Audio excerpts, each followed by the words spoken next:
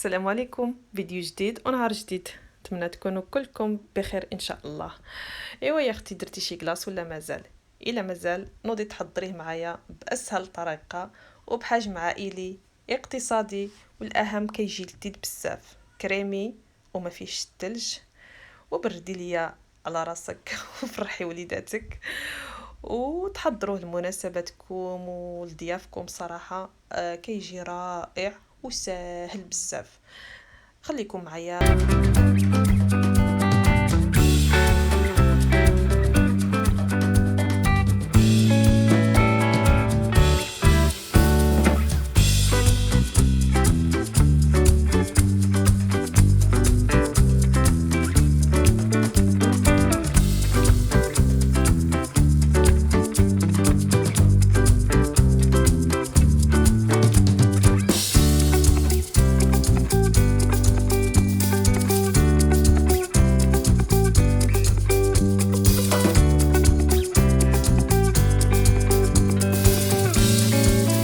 مباشره، والمكونات راهم باينين كيف تشوفوا. عندي العلبه ديال لاموس اللي كتكون بالنكهه ديال الفاني، درتها في الثلاجه من قبل صراحه بارده، ومع نص لتر ديال الحليب حتى هو درته في المجمد بارد مزيان حتى ولا فيه شويه ديال الثلج باش تطلع كريمه ديالنا دغيا. ونضيف عليهم فلان بالنكهه ديال الكراميل.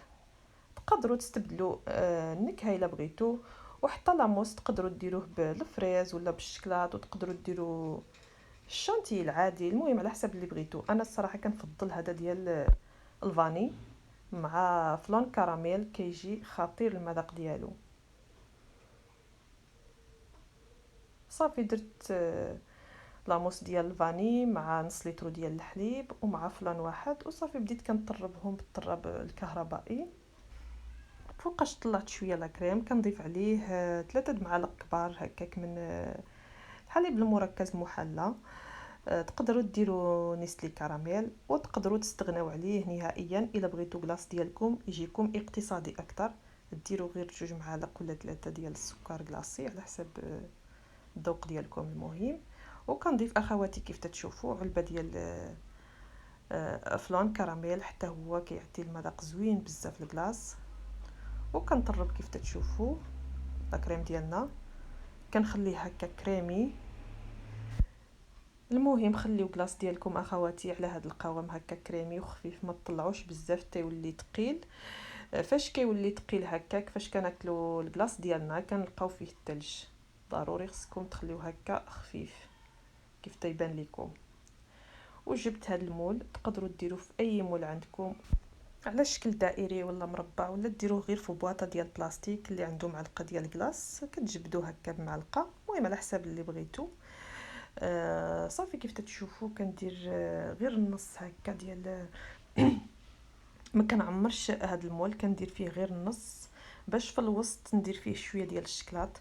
تقدروا اخواتي ديروا اي بسكوي عندكم واي حاجه تفضلوها، وتقدروا تخليوه غير هكا.